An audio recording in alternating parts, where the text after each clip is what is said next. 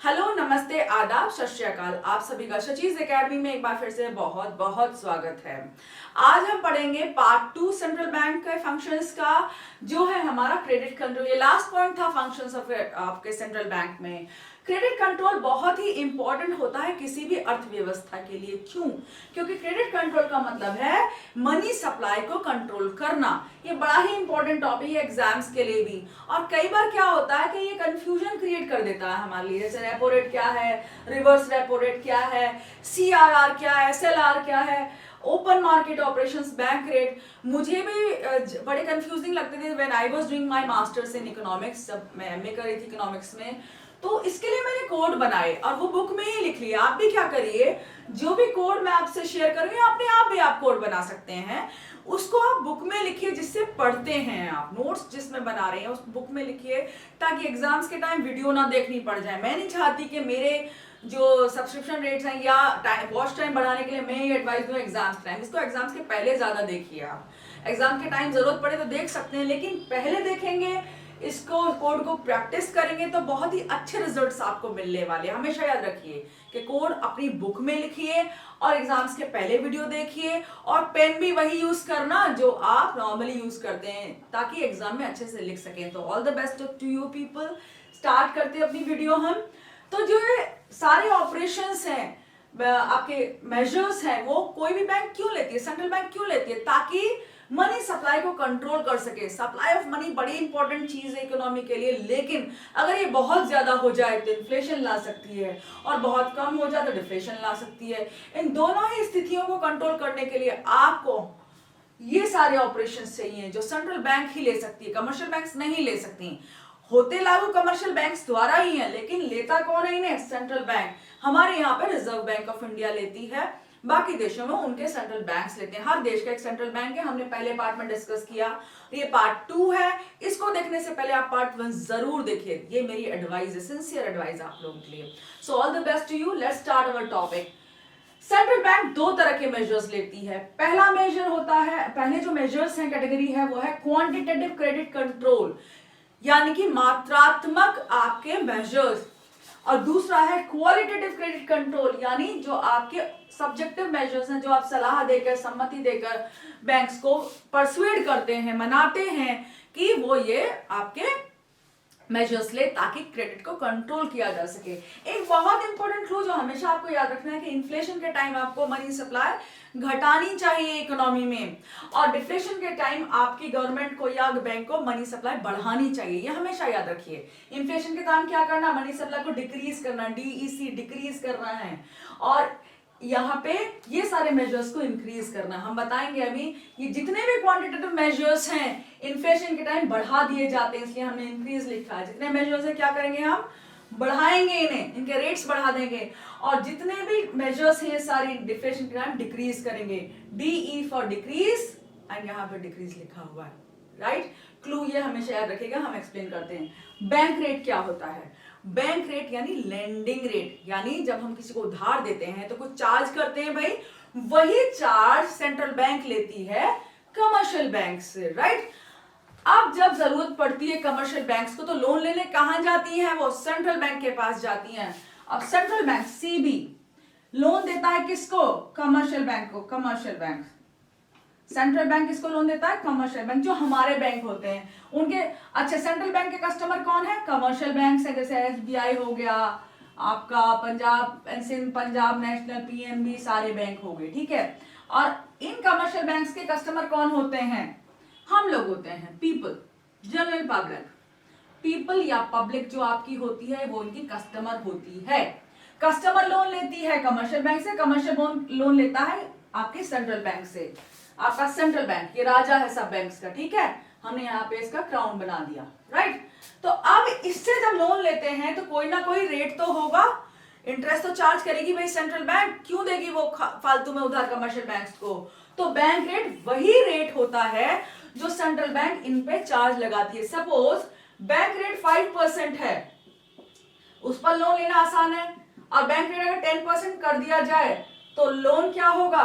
कम लेना शुरू करेंगे कमर्शियल बैंक से आपके। तो बैंक रेट लेंडिंग रेट होता है सेंट्रल बैंक का कमर्शियल बैंक्स को, और ये कॉस्ट ऑफ क्रेडिट को इफेक्ट कर करता है, कॉस्ट ऑफ क्रेडिट क्यों इफेक्ट करता है? क्योंकि जो लोन कमर्शियल बैंक ने लिया है सेंट्रल बैंक से, उससे वो किसको लोन देने वाले हैं? लोगों को लोन, यानी जनरल पब्लिक को लोन देंगे। और जो जनरल पब्लिक को लोन दिया जाएगा वो भी महंगा हो जाएगा। सपोज 5% पर अगर लोन लिया है तो हमको भी सपोज ये 5% पर लोन दे रहे हैं, तो हमारे लोन सस्ता है, हमें कम इंटरेस्ट पे करना पड़ेगा। लेकिन अगर कमर्शियल बैंक ने खुद ही लोन सेंट्रल बैंक से महंगा लिया है तो हमें भी वो महंगा लोन देगी। तो कॉस्ट ऑफ क्रेडिट इफेक्ट होता है आपका इस बैंक रेट से। और इन्फ्लेशन के टाइम ये बैंक रेट बढ़ा दिया जाता है। डिफ्लेशन के टाइम सपोज 5% कर दिया जाएगा डिफ्लेशन के टाइम, और इन्फ्लेशन के टाइम इसी को हम 10% कर सकते हैं। तो इस तरह से हम बैंक रेट द्वारा सप्लाई ऑफ मनी को घटा और बढ़ा सकते हैं। तो पहला हमारा क्या है, बैंक रेट क्या है, lending rate to commercial banks है। दूसरा ऑपरेशन क्या है हमारा, open market operations. Open market operations में sale and purchase of securities होता है। जैसे नेशनल सेविंग सर्टिफिकेट, इसको खरीदा और बेचा जाता है सेंट्रल बैंक द्वारा।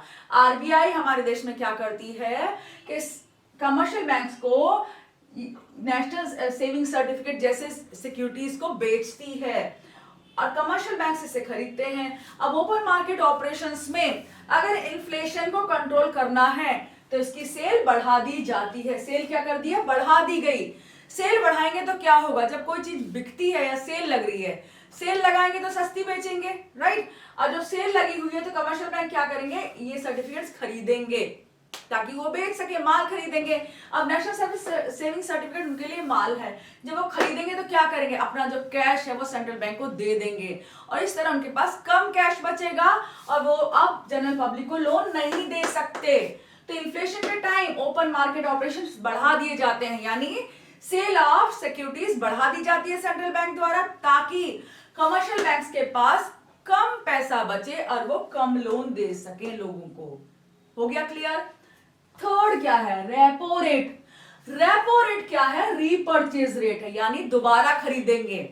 अब बेच हम किसको रहे हैं, जो दोबारा खरीदेंगे। देखिए कमर्शियल बैंक्स को जब लोन लेने की जरूरत पड़ती है तो वो क्या रख सकती है, मतलब क्या बेच सकती है, सिक्योरिटीज को बेच सकती है, अपना सोना बेच सकती है, नॉर्मली सिक्योरिटीज को बेचती है वो। और क्या एक एग्रीमेंट साइन करती है, वो साइन करती है एक एग्रीमेंट।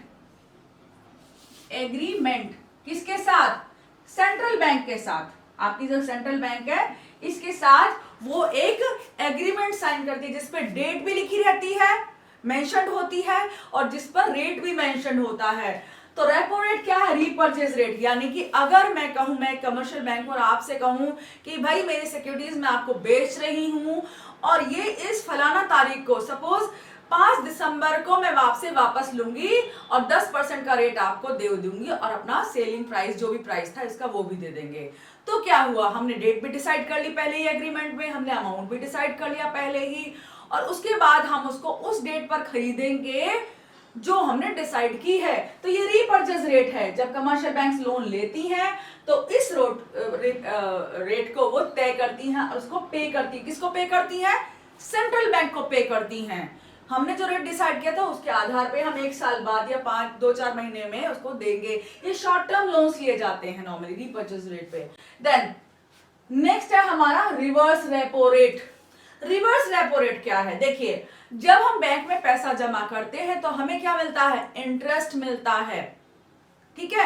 जैसे हमें सपोज 6% का इस समय इंटरेस्ट मिल रहा है अपने सेविंग्स पर, हमारे पास सरप्लस सेविंग्स है, हम कहां जमा करेंगे, कमर्शियल बैंक्स में। इसी तरह कमर्शियल बैंक्स अपने सेविंग्स कहां जमा करते हैं, सरप्लस फंड सेंट्रल बैंक के पास जमा करते हैं और सेंट्रल बैंक उन्हें क्या देता है, कुछ इंटरेस्ट देता है उनके अमाउंट पर या उनके सिक्योरिटीज पर या उनके कैश पर।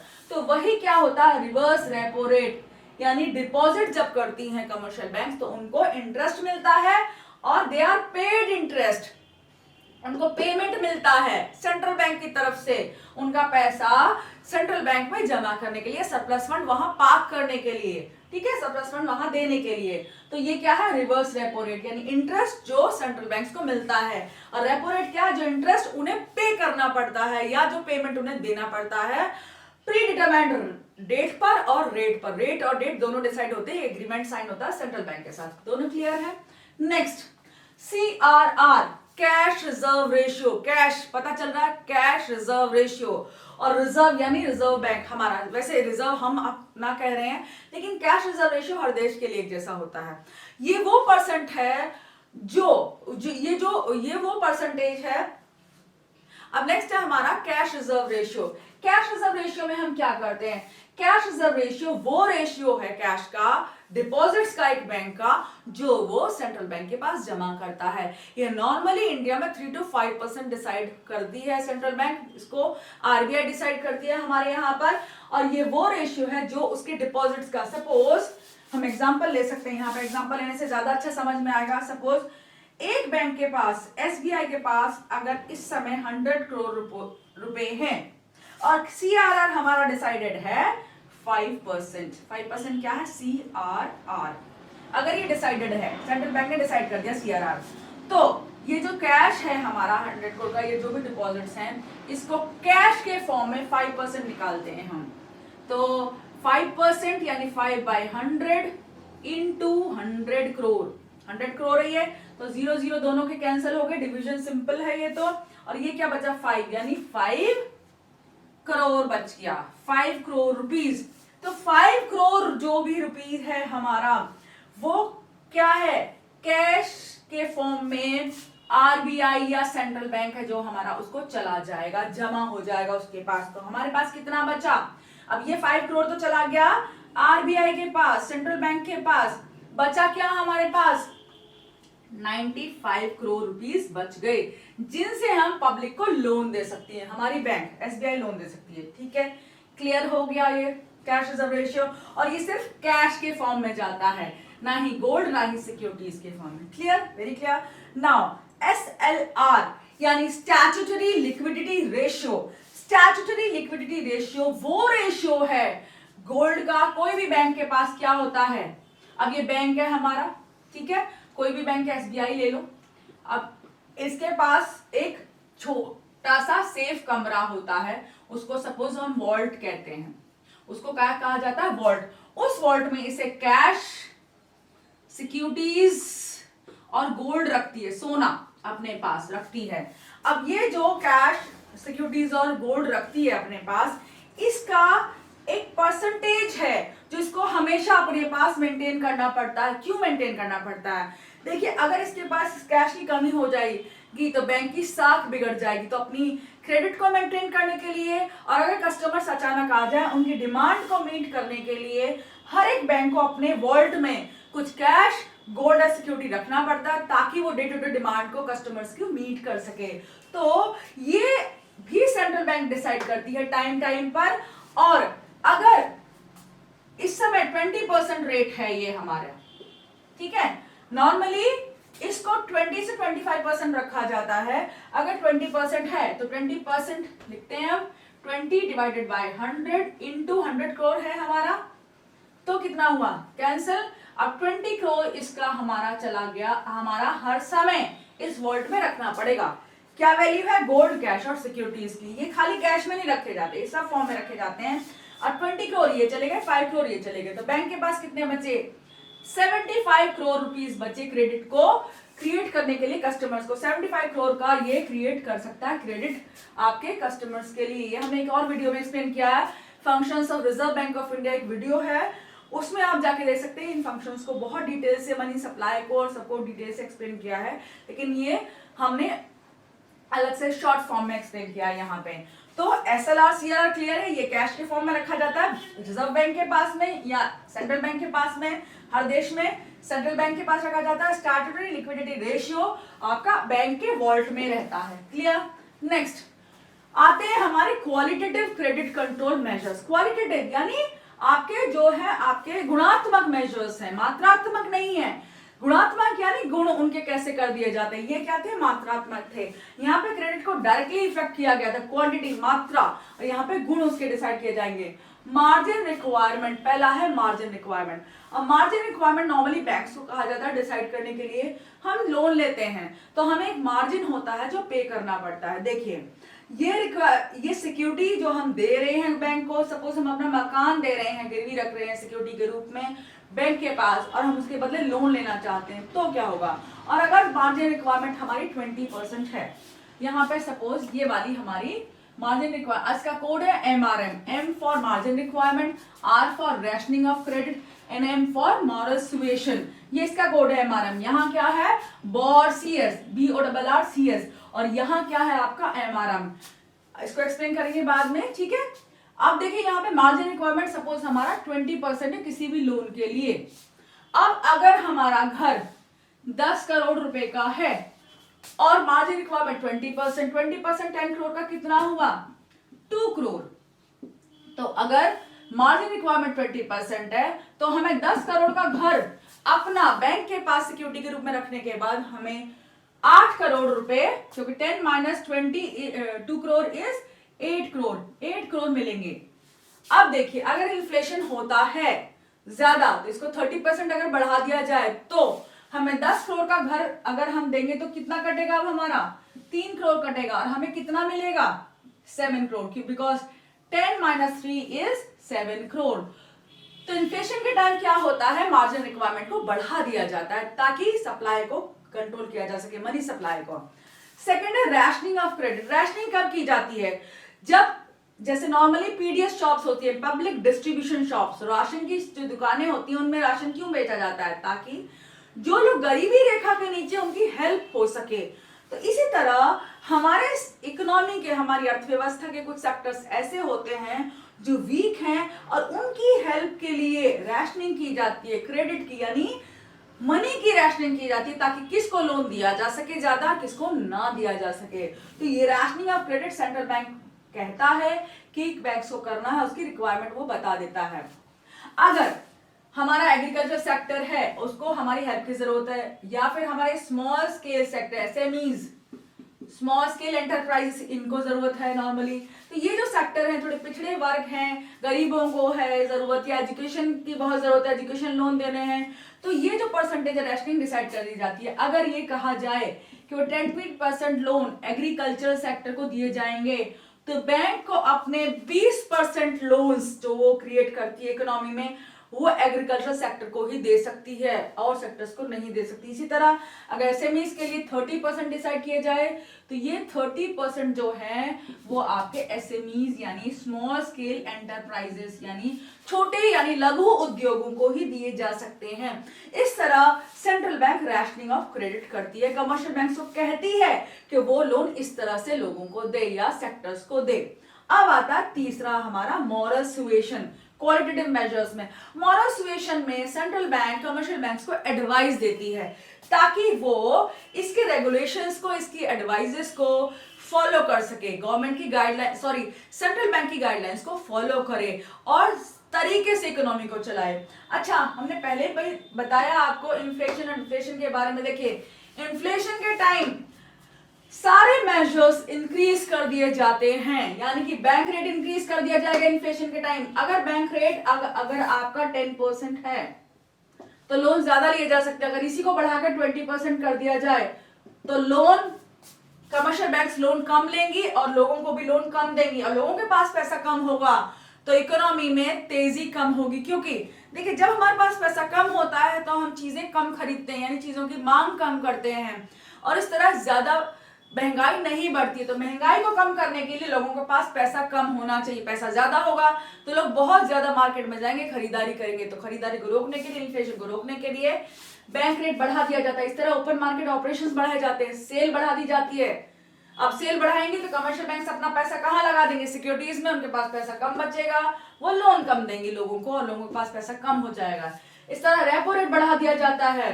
अगर रेपो रेट यानी कि अगर कमर्शियल बैंक्स को लोन लेने के बदले ज्यादा इंटरेस्ट पे करना पड़े तो लोन कम लेंगी। इस तरह रिवर्स रेपो रेट, अगर इंटरेस्ट रेट बढ़ जाए जो मिल रहा है, अगर बैंक को सेंट्रल बैंक में पैसा जमा करने से ज्यादा पैसा मिल रहा है, रिटर्न मिल रहे हैं, तो वो अपना पैसा हमें लोन में नहीं देगी, वो पैसा कहाँ जमा करेगी, सेंट्रल बैंक के पास जमा कर देगी। यहाँ पे इस बैंक के पास जो किंग है उनका बैंक, जहां वो कस्टमर्स हैं वहां बैंक में जमा करके वो इंटरेस्ट ज्यादा उनसे ले लेगी, क्योंकि उससे हमसे उसे इंटरेस्ट ज्यादा नहीं मिलेगा। तो आपका रिवर्स रेपो रेट अगर बढ़ा दिया जाए तो बैंक्स हमें लोन नहीं देंगी, अपना पैसा बैंक में जमा कर देंगे, सेंट्रल बैंक में। Then CRR cash reserve ratio अगर बढ़ा दिया जाए, यानी ज्यादा कैश अगर रिजर्व बैंक के पास या सेंट्रल बैंक के पास जमा होगा तो कमर्शियल बैंक के पास पैसा कम बचेगा, वो लोन कम देंगे तो इन्फ्लेशन फिर से घट जाएगा। और लास्ट है स्टैट्यूटरी लिक्विडिटी रेशियो, अगर 20 से 25% इसको रेशियो को कर दिया जाए तो कमर्शियल बैंक्स के पास पैसा कम बचेगा, फिर से वो लोन कम दे सकती हैं, राइट। तो इस तरह इन्फ्लेशन हमारा कंट्रोल होगा, यानी कि डिक्रीज हो जाएगी supply of money, SM supply of money क्या होगी, डिक्रीज हो जाएगी। इसी तरह अगर डिफ्लेशन आ जाए तो इन सबको कम कर दिया जाता है और पैसा इकोनॉमी में बढ़ जाता है, सब कम हो जाएंगे। यानी अगर ये 10% से 5% रह जाए, सबकी परसेंटेज कम कर दी जाए, कैश रिजर्व रेशियो 3% कर दिया जाए तो पैसा ज्यादा होगा कमर्शियल बैंक्स के पास, इंक्रीज हो जाएगा, मनी हमारा ज्यादा बढ़ जाएगा और वो पब्लिक को ज्यादा पैसा देगी और पब्लिक ज्यादा पैसा खर्च करेगी, मार्केट्स में जाएगी, चीजों को डिमांड करेगी और इस तरह हमारे उद्योग क्या है, ज्यादा प्रोडक्शन करेंगे और ज्यादा सप्लाई करेंगे कमोडिटीज की। तो ये चेन है हमारी जो सेंट्रल बैंक कंट्रोल करती है। Quantitative measures BORRCS and qualitative measures MRM, ये कोड्स अपनी बुक में लिखिए, इन्हें याद करिए और होपफुल ये टॉपिक आपको समझ में आया है। कुछ भी प्रॉब्लम हो तो आप दूसरा वीडियो भी देख सकते हैं, functions of Reserve Bank of India by Shachi's academy, वो आपके लिए ही बनाया है। और ये भी अगर समझ में कहीं भी कोई चूक हो गई हो तो आप प्लीज बताइए। और बहुत ज्यादा धन्यवाद आपका कि आप इस चैनल को आगे बढ़ाते जा रहे हैं। Thank you so much for subscribing and liking it. Thank you.